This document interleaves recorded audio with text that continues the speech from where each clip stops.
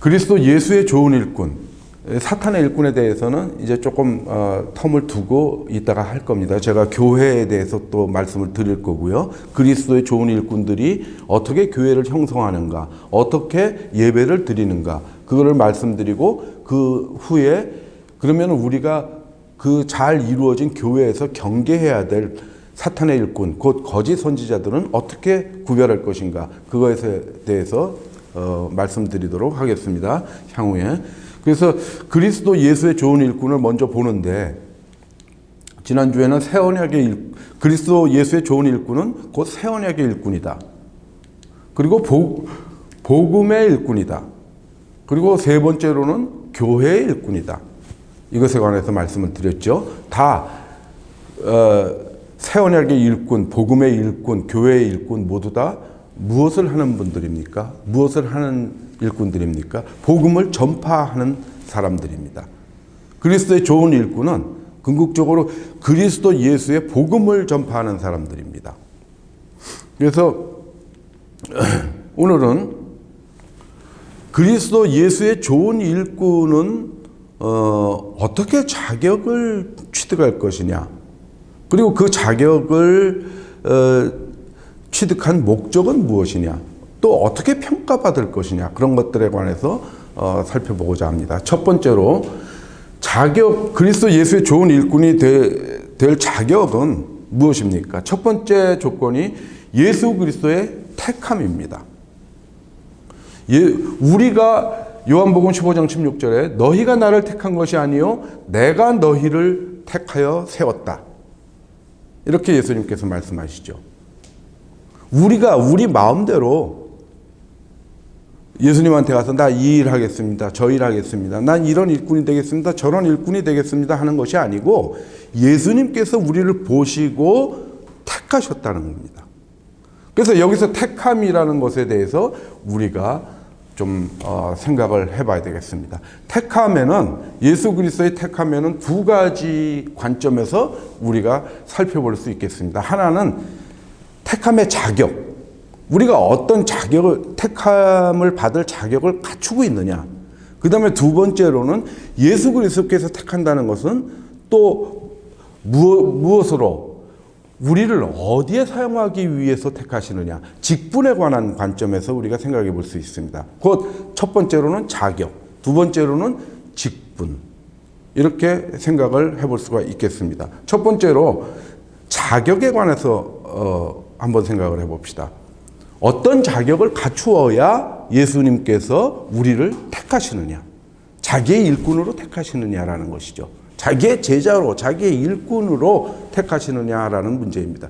그 청함과 택함에 관한 에피소드, 이제 예수님께서 비유를 말씀하시죠. 그것이 마태복음 22장에 나와 있습니다. 마태복음 22장 1절부터 14절까지 어떤 에피소드가 나옵니까? 어떤 비유를 드십니까? 어떤 임금이 있어서 자기 아들을 혼인시키는데 거의 잔치를 열죠. 그래가지고 자기 아들의 혼인잔치에 격이 맞는 사람들, 자기를 좀 빛내줄 사람들, 이런 사람들을 다 초청을 했겠죠. 다 초청을 했는데 막상 그 혼인잔치 날에 사람들이 오질 않았습니다. 어떤 사람은 밭으로 가고, 어떤 사람은 자기 사업하러 가고, 또 심지어 아주 나쁜 사람들은 그 청하러 간 종도를 죽이기까지 했습니다. 그래서 초대를 했는데 그 사람들은 오질 않았죠. 그래서 이 임금이 어떻게 했습니까? 그럼 너네들 나가서 아무나 다 데리고 와라, 이렇게 됐죠. 그냥 보이는 대로 다 초청을 해라. 그래서 많은 사람들이 혼인잔치에 왔습니다. 그런데 그 중에서 초청된 사람 중에서 쫓겨난 사람이 있었습니다. 그 사람은 택함을 받지 못한 사람이죠. 왜 그랬을까요? 그 사람은 자격을 갖추지 못했습니다. 어떤 자격 미달이었습니까? 그 사람은 예복을 입지 않았습니다.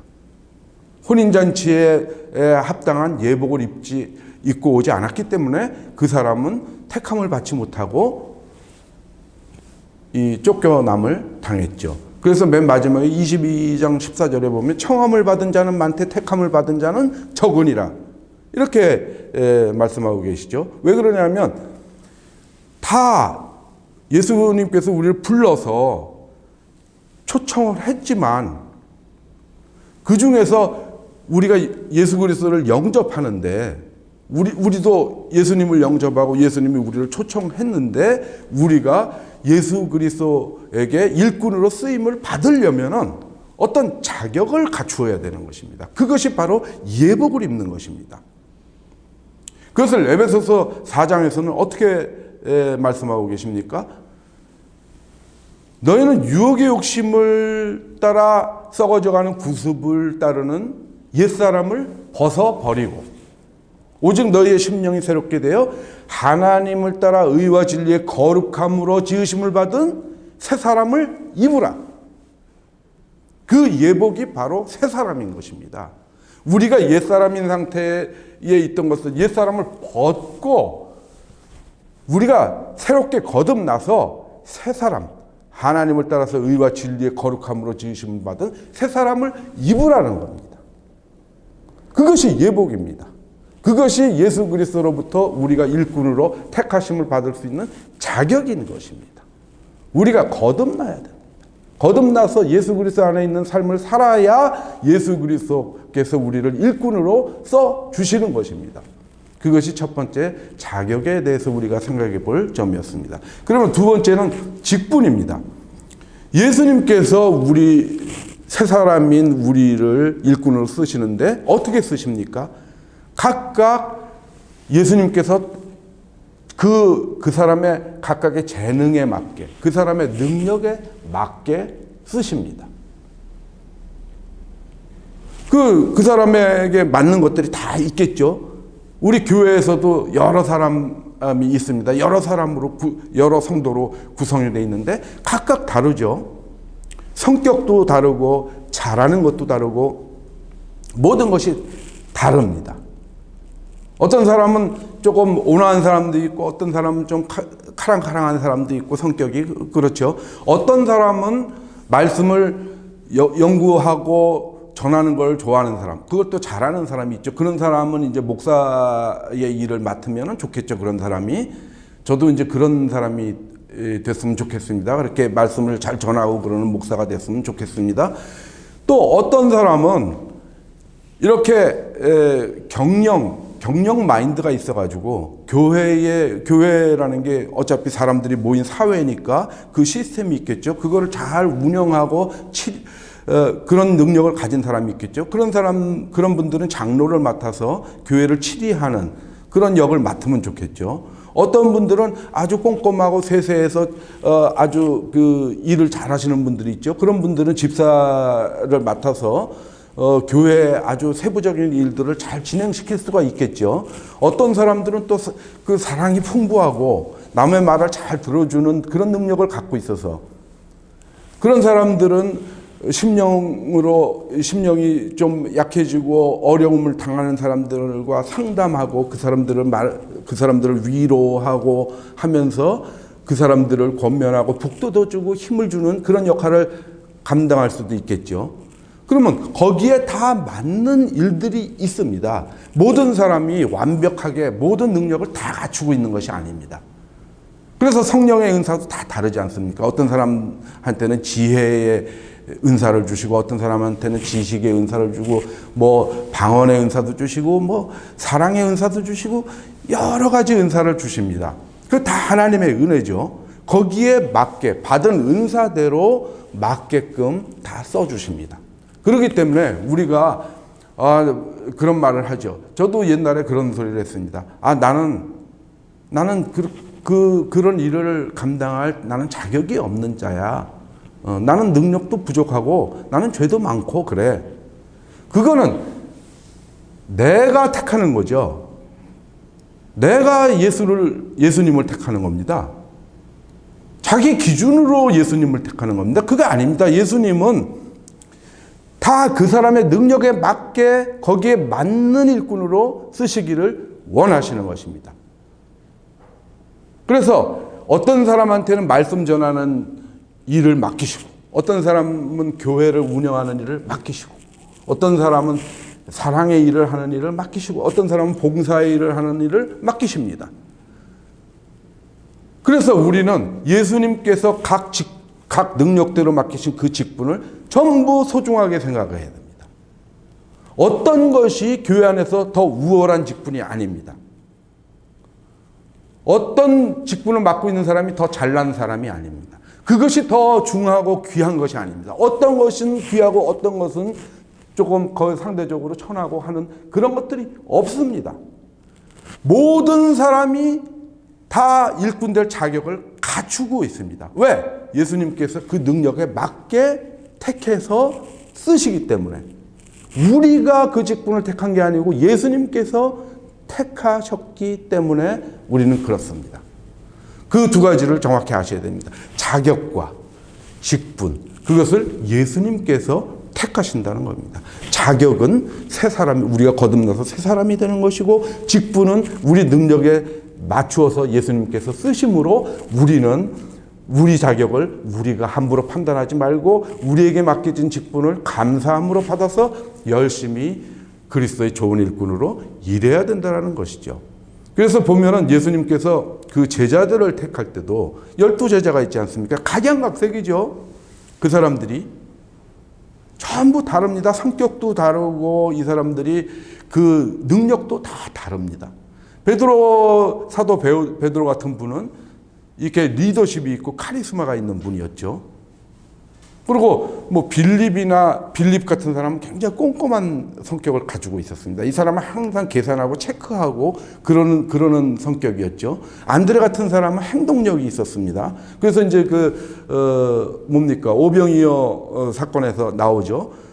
빌립한테 예수님께서 이 사람들을 어떻게 하면 먹일 수 있겠느냐 그랬더니 빌립은 벌써 다 계산하고 있었죠. 이 사람들을 다 먹이려면 200데나리온이 필요합니다. 그러니까 그 사람들 숫자도 다 세고 있었고, 이 사람 한 사람당 얼마씩 먹이는데 얼마가 들겠구나 이런 거 다 계산하고 있었는데, 안드레는 어떻게 했습니까? 예수님의 제자 안드레는 그런 거보다도 일단 먹을 거 가진 사람 없나 하고 왔다 갔다 했죠. 그래서 어떤 어린아이가 물고기 2마리하고 보리떡 5개를 연보를 하죠. 그거를 가지고 와서 예수님한테 드리죠. 그렇게 안드레 같은 분은 행동력이 있는 분이고, 이렇게 다 다릅니다. 사도 바울 같은 경우는 학식이 굉장히 많은 사람이죠. 그리스 철학부터 시작해가지고 구약부터 시작해가지고 아주 그 학식이 충분한 사람입니다. 그런 사람은 외국어도 잘하고요. 헬라어에 능통하고, 그런 사람은 어떻게 쓰십니까? 하나님께서 사도 바울은 이방인의 선지자로 쓰죠. 이방인의 어떤 선교사로 씁니다. 또 예수님 동생 야고보 같은 분은 이렇게 사랑도 풍부하고 관리도 잘하는 그런 분이어서 예루살렘 교회를 맡겨서 예루살렘 교회를 목회를 하게 만듭니다. 그러니까 선교사와 목회자가 좀 다르죠, 성격이.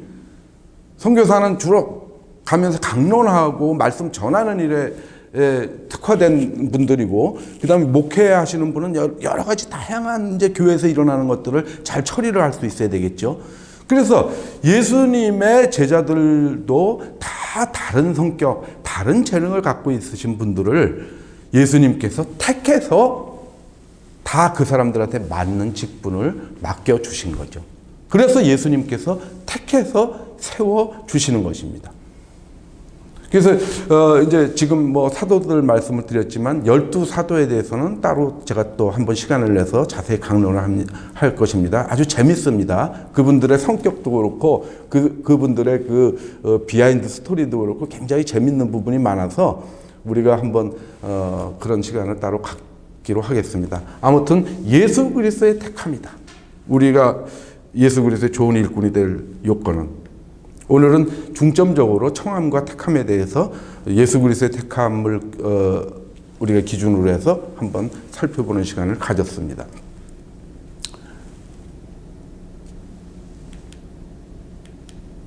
그 다음에 우리가 예수 그리스도의 좋은 일꾼으로 스카웃 될 수 있는 조건, 자격 취득할 조건은 무엇입니까? 하나님의 은혜입니다. 모든 것이 하나님 은혜로부터 우리에게 주어지는 것이죠. 에베소서 3장 7절에 보시면은 이 복음을 위하여 그의 능력이 역사하시는 대로 내게 주신 하나님의 은혜의 선물을 따라 내가 일꾼이 되었노라. 지금 방금 말씀드린 것과 마찬가지의 얘기이긴 한데 저는 여기서는 하나님의 은혜라는 것을 강조하고 싶어서 이렇게 에베소서를 끌어왔습니다. 다 복음을 위해서 일꾼이 되는 것이죠. 복음 전파를 위해서. 그런데 뭐냐면은 하나님의 은혜의 선물을 따라 하나님의 은혜로 내가 받은 재능을 따라서 내가 일꾼이 되는 것이죠. 방금 말씀드렸죠. 자격의 문제입니다. 그런데 그것들이 어떻게 주어지느냐? 하나님의 은혜로 주어진다는 것입니다. 선물로 값없이 우리에게 주어졌다는 것입니다. 그것을 따라서 하나님께서 또 우리를 쓰시죠. 그 다음에 하나님께서 인정하셔야 됩니다. 디모데후서 2장 15절을 보면 너는 진리의 말씀을 옳게 분별하여 부끄러울 것이 없는 일꾼으로 인정된 자로 자신을 하나님 앞에 드리기를 힘쓰라. 하나님께 인정된 자가 되기를 힘쓰라는 겁니다. 항상 노력해야 됩니다. 그리스도의 좋은 일꾼은 자기를 연단하고 노력하는 것입니다. 어떻게? 진리의 말씀을 옳게 분별할 수 있도록 그런 능력을 가질 수 있도록 힘써야 되고 내가 부끄러울 것이 없는 일꾼이 될 수 있도록 내가 열심히 하는 일꾼으로 인정된 자라는 여기에 헬라어는 도키모스인데 이것은 연단된 혹은 야고보서 1장 12절 같은 경우에서는 시련을 견뎌낸 그런 뜻으로 쓰이고 있습니다. 그래서 인정된 자라는 것은 자기가 연단되어 있어야 됩니다. 그래서 힘쓰라는 겁니다. 인정된 자로 하나님 앞에 드리기를 힘쓰라는 겁니다. 연단하라는 겁니다. 노력하라는 겁니다. 인정된이라는 것이 그렇습니다. 그래서 시험을 이기는 자는 복이 있나니 시련을 견디는 자가 주께서 자기를 사랑하는 자에게 약속하신 생명의 면류관을 주겠다. 시련을 견디는 자. 그것이 야고보서 1장 12절이죠. 다 같은 말씀입니다. 우리는 하나님께 일꾼으로 인정되기 위해서는 연단되고 시련을 견뎌낸 자가 되고 해야 되는 것입니다. 그래서 우리가 자격을 취득할 수 있는 요건이 예수님께서 우리를 택하신다. 그 다음에 하나님의 은혜로 주어진다. 하나님께서 인정하셔야만 된다라는 것이죠. 세 가지 요건입니다. 그러면 예수님께서 택하시고 하나님의 은혜로 하나님께서 인정한 이 일꾼 왜 그렇게 인정도 하시고 은혜를 주시고 택하셨을까요? 목적이 무엇입니까? 열매를 맺게 하신다는 겁니다. 우리가 열매를 맺어야 되는 것입니다. 요한복음 15장 16절 지금 말씀드린 구절이죠. 너희가 나를 택한 것이 아니요 내가 너희를 택하여 세웠나니. 이것은 택함의 문제를 다룰 때 제가 여기를 강조했죠. 이 문장을. 이는 세웠는데 왜 그러냐? 이는 너희로 가서 열매를 맺게 하고 또 너희 열매가 항상 있게 하기 위해서다라는 것이죠. 그러면 그 뒤에 문장을 잠깐 보겠습니다. 내 이름으로 아버지께 무엇을 구하든지 다 받게 하려 하심이라. 이것이 최종 목적이 아니고 너희가 열매를 맺게 하는 게 목적입니다. 열매를 맺게 하고 그 열매가 항상 있으면 예수 그리스도의 이름으로 하나님께 무엇을 구하든지 다 받게 하려 함이랍니다. 그래서 여러분들이 항상 이런 뒤에 문장에 자꾸 꽂히면 안 됩니다. 그래서 우리가 예수 그리스도의 이름으로 하나님께 무엇을 구하든지 다 받을 수 있다. 이렇게 생각을 하시면 안 되고 그 앞에 것들 예수님께서 우리에게 하라고 명령하신 것들에 우리가 집중을 해야지 뒤에 그러면 뭘 주겠다라는 것에 우리가 집중을 해서 거기에 꽂히면 안 됩니다. 그래서 15장 16절에 이렇게 말씀하시지만 15장 7절에서는 앞에서 뭐라고 말씀하십니까? 기도에 대해서 말씀하시죠. 너희가 내 안에 거하고 내 말이 너희 안에 거하면 원하는 대로 구하라. 너희가 원하는 대로 구하라. 그리하면 주시리라. 이렇게 하시지 않습니까? 그런데 제가 전에도 한번 말씀드린 바 있거니와 앞에 너희가 내 안에 거하고 내 말이 너희 안에 거하면 이라는 전제에 우리는 중점을 둬야 되는 것입니다. 우리가 그리스도 안에 있고 그리스도의 말씀이 우리 마음속에 새겨질 때 너희가 원하는 대로 구하라는 겁니다. 그러면은 그런 상태에 있는 사람이 세상의 재물과 명예와 이런 것들을 위해서 기도하겠습니까? 그것을 원하겠습니까? 안 그렇지 않습니까? 영생을 위해 필요한 것들을 구하지 않겠습니까? 그러니까 그것을 원하는 대로 다 주겠다라고 하신 것입니다.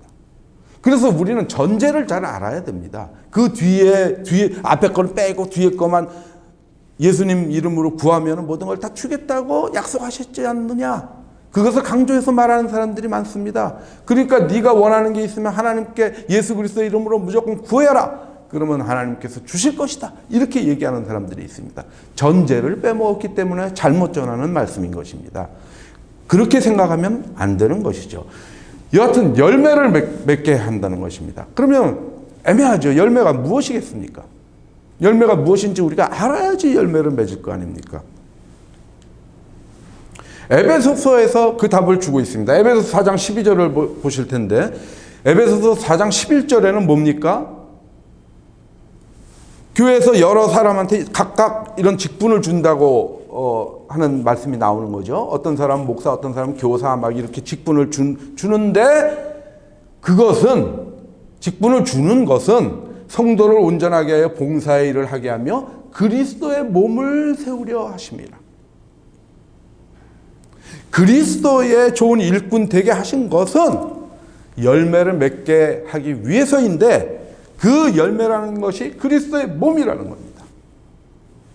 에베소서 4장 15절에는 오직 사랑 안에서 참된 것을 하여 범사에 그게까지 자랄지라. 그는 머리니 곧 그리스도라. 그리스도의 좋은 일꾼은 무엇을 해야 됩니까? 사랑 안에서 참된 것을 해야 됩니다. 이것을 여러분들이 유념하고 또 얘기를 이어갑시다. 그리스도의 몸이 뭡니까? 열매가 그리스도의 몸인데 그리스도의 몸을 세우라고 합니다. 또 애매하죠. 근데 애매하지 않죠. 에베소 사람들이 사도 바울한테서 편지를 받았을 때 이 대목을 읽을 때 이 사람들한테는 전혀 애매하게 느껴지지 않습니다. 왜 그러냐면 편지 초반에 에베소서 1장 22절 23절에 뭐라고 먼저 얘기를 했냐면 무엇을 설명했냐면 예수 그리스도는 교회의 머리요. 교회는 그의 몸이다. 라고 이미 설명을 했습니다. 에베소서 1장에서. 그러니까 이 편지를 읽는 사람 4장 정도를 읽을 때는 이미 다 알고 있는 거죠. 그래서 각각 직분을 맡게 하신 것은 교회를 세우려 하심이라는 것이죠. 교회를 세우라는 것이죠. 교회가 열매인 것입니다. 일꾼들의 그리스도의 좋은 일꾼들의 열매는 무엇이냐면 좋은 교회를 그리스도의 몸을 세우는 것입니다. 사랑 안에서 참된 것을 행하는 그런 교회를 세우는 것이 열매인 것입니다. 그것을 맺게 하기 위해서 우리를 일꾼으로 부르신 거죠. 그러면 이것도 이제 이해가 되는 것이죠. 사랑 안에서 참된 것을 하여 범사에 그에게까지 자라서 그는 머리니 곧 그리스도라. 어디까지 자랍니까? 교회가 그리스도의 몸이 그냥 형성만 되면 됩니까? 자라서 그리스도 예수 머리 대신 그리스도 예수까지 성장해 가야 되는 것입니다. 왜 그리스도 예수의 머리이신 그리스도 예수까지 우리가 성장해 가야 됩니까? 그래야만 이 몸은 다 지체죠. 몸뚱아리만 있으면 움직여집니까? 뇌가 없는데. 이 몸을 움직이는 모든 명령이 어디로부터 나옵니까? 머리에서 나옵니다. 우리도 목 잘라버리면 여기 못 움직입니다. 팔다리 이런 거. 뇌에서 다 명령을 해서 신경을 통해서 우리가 팔도 움직이고 다리도 움직이고 또 먹은 거 소화도 시키고 하는 것이죠. 각 지체가 역할을 할 수가 있게 되는 것입니다. 그래서 우리 교회에서 각각 직분을 맡고 열심히 일을 하지만 그 사람이 예수 그리스도와 연결되어 있지 않으면 사랑 안에서 참된 것을 행할 수가 없게 됩니다. 그래서 에베소서 4장 16절을 보십시다. 지금 방금 제가 이렇게 설명드린 것을 에베소서 4장 16절에서 정리를 해 주시죠. 제가 이 성경을 읽어보겠습니다. 그에게서는 예수 그리스도죠. 요 바로 이어지는 문장입니다. 4장 16절이니까 예수 그리스도에게서죠. 온몸이 각 마디를 통하여 도움을 받음으로 머리니까 머리로부터 온몸이 각 마디를 통하여 도움을 받음으로 연결되고 결합되어 각 지체의 분량대로 역사하여 그 몸을 자라게 하며 사랑 안에서 스스로 세우는 자. 그러니까 이 그리스도의 몸인 교회가 예수 그리스도와 연결돼야 제 기능을 하고 사랑 안에서 세워지고 사랑 안에서 참된 것을 행하는 참다운 교회가 되는 것입니다. 그것이 예수 그리스도께서 우리를 택하셔서 택한 일꾼으로 사용하시는 목적, 우리에게 원하시는 바, 그것입니다. 열매를 맺으라. 참된 교회, 사랑 안에서 참된 일을 하는 그런 참된 교회를 세우라. 그리고 그것을 있게 하라. 항상 있게 하라. 유지해라. 그리고 성장시켜라. 라는 것입니다. 그것이 우리 일꾼들이 할 일입니다. 그러면 평가를 받습니다. 우리의 일꾼들, 각 직분을 가진 사람들, 목사는 목사 일을 제대로 했냐? 장로는 장로 일을 제대로 했느냐? 집사는 집사 일을 제대로 했느냐? 그런 것들을 평가를 하시겠죠. 각 직분에 맞게. 그것은 무엇? 그들의 열매로. 그들이 사랑 안에서 참된 것을 얼마만큼 했느냐? 그 열매로 평가를 하는 것이죠. 그래서 이것은 무엇입니까? 7장 15절은 뭡니까? 거짓 선지자들을 삼가라. 그들은 양의 옷을 입고 너희에게 다가오지만 실상은 그놈들이 알고 보니까 일이더라. 거짓 선지자들을 경계하는 말씀을 하신 다음에 개들을 어떻게 분별할 수 있느냐? 개들의 열매로 평가할 수 있다는 것입니다. 그것이 양인지 양의 옷을 입은 늑대인지 그 열매로 어떻게 사랑 안에서 참된 것을 하느냐, 그 사람이 어떤 그 교회를 맡아서 이끌어가는 사람이라면 그 사람이 다 모든 일꾼들이 다 평가를 받지만 그 사람이 사랑 안에서 참된 것을 행하도록 인도하고 자기도 그렇게 하면서 참된 교회를 세우느냐, 아니면 자기의 욕심대로 자기의 물욕과 명예욕에 맞추어서 교회를 이끌어가느냐, 그래서 그릇된 썩은 열매를 세우느냐, 그런 걸로 평가를 받게 된다는 것입니다.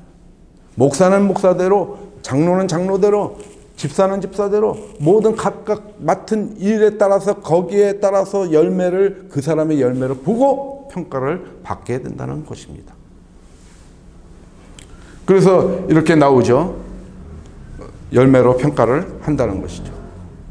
그래서 또 조금 지나서 마태복음 7장 21절에는 뭐라 그럽니까? 거기에 거짓 선지자들이 막 그러죠. 마지막 날에 주여 주여 막 내가 이렇게 주의 이름으로 이렇게 능력을 행하지 아니하였는가, 자기의 그 행위를 막 내세우죠. 그때 예수님께서 그러시죠. 주여 주여 하는 자마다 다 천국에 들어갈 것이 아니고 내 아버지의 뜻대로 행한 자라야 천국에 들어간다.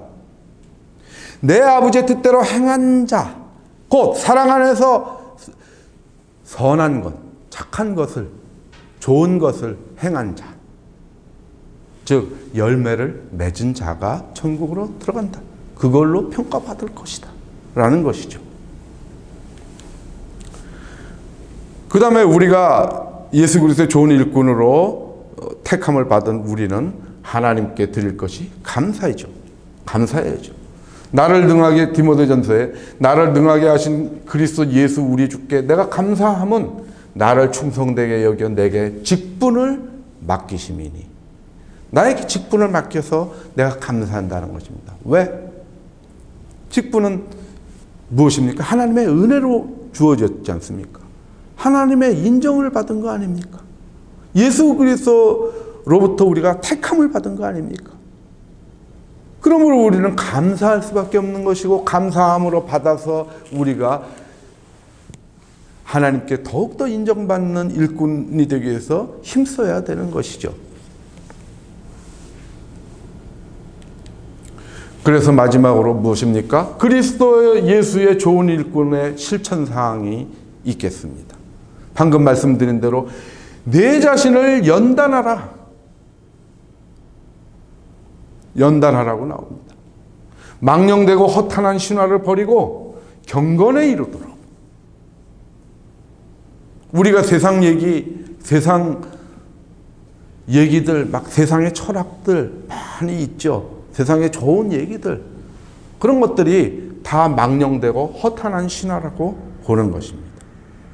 이 신화는 우화, 이야기, 뭐 그런 것들입니다.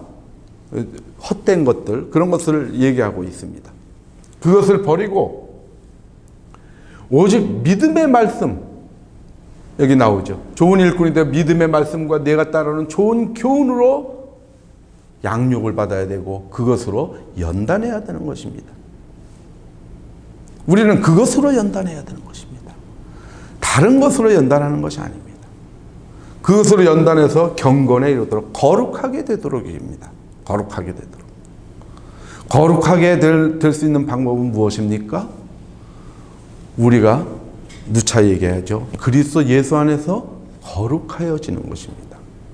그리스도 예수 안에 있을 때 거룩하여지는 것입니다. 그것을 위해서 우리가 항상 우리를 채찍질하고 연단해야 되는 것입니다. 그리스도 예수 안에 있도록 우리를 훈련해야 됩니다. 그런데 그리스도 예수 안에 있는 것이 무엇입니까? 서로 사랑하는 것이죠. 내 이웃을 내 자신과 같이 사랑하는 것입니다. 그런 방식으로 서로 사랑하는 것입니다. 그런 관계를 유지하고 있을 때 그리스도 예수 안에 있는 것이고, 그렇게 예수 안에 있으면 우리는 거룩하여지는 것입니다. 경건에 이르는 것입니다. 우리가 거룩하여질 방법, 경건에 이를 수 있는 방법은 오직 그것밖에 없습니다. 사랑할 때만 우리가 거룩하여지는 것이고 경건에 이르는 것입니다. 그러니까 그 방법을 모르는 사람들이 많습니다. 우리가 그리스도 예수 안에 가서 우리가 거룩해지는데 그리스도 예수 안에 어떻게 들어가면 되지? 그 문의 비밀번호는 몇 번이지? 그거 궁금하죠? 사랑입니다. 비밀번호가. 사랑으로 열고 들어가는 거예요. 사랑의 키로. 열고 들어가면 거기가 그리스도 예수 아닙니다. 여러분들이 그것을 아시고 우리를 꾸준히 그 상태에 있도록, 경건에 이르는 상태에 있도록 연단해야 됩니다. 우리를 훈련해야 됩니다. 그런 작업을 간단 없이 우리가 행해야 되는 것입니다. 그래서 오늘은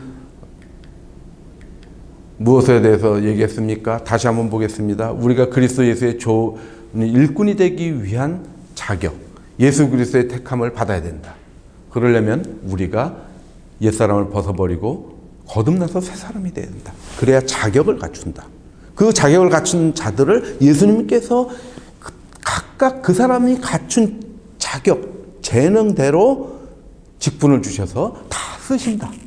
그러므로 예수 그리스도께서 주신 그 직분은 우리가 다 감사할 것이고, 그리고 그 직분이 귀하고 천한 것이 없고 예수님 안에서 다 동등하게 귀한 것이고 그런 것입니다. 그래서 서로 우리가 교회 안에서 서로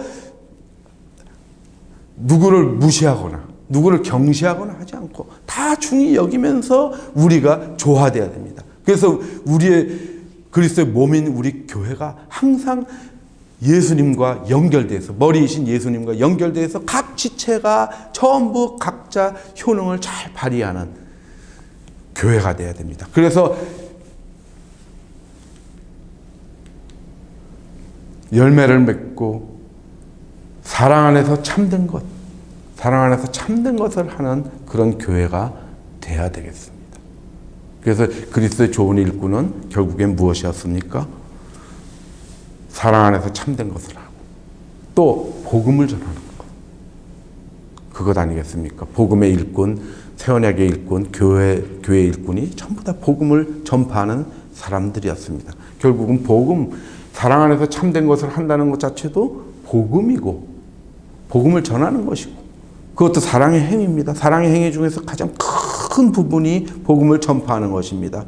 그래서 많은 사람들이 어두움에 있는 사람들을 구원해내는 것, 그것이 그 사람들을 가장 사랑하는 것이기 때문에 복음 전파가 그렇게 중요한 것이죠. 그것이 우리의 사명입니다. 그래서 다음에는 우리가 교회에 대해서 이제 말씀을 나눌 텐데 좀 더 자세히 교회에 대해서 우리가 알아보도록 하겠습니다. 교회의 사명 같은 것들을 우리가 또 말씀을 나눌 때에 우리가 복음 전파에 대해서도 보다 더 심도 있게 말씀을 나누는 시간을 다음 시간에 갖도록 하겠습니다. 오늘 저의 말씀은 이것으로 마치겠습니다. 잠깐 기도하겠습니다. 아버지 하나님 감사합니다. 우리가 그리스도의 좋은 일꾼에 대해서 말씀을 나누는 시간을 가졌습니다. 아버지 하나님, 그 시간을 주신 아버지 하나님께 감사드리고 우리가 그리스도의 좋은 일꾼, 즉 사랑 안에서 참된 것을 이루어가고 열매를 맺어가는 일꾼이 되기 위해서 부단히 노력하는 우리가 되게 해주시고 우리에게 힘을 더하여 주시옵소서. 예수 그리스도 이름으로 기도드렸습니다. 아멘.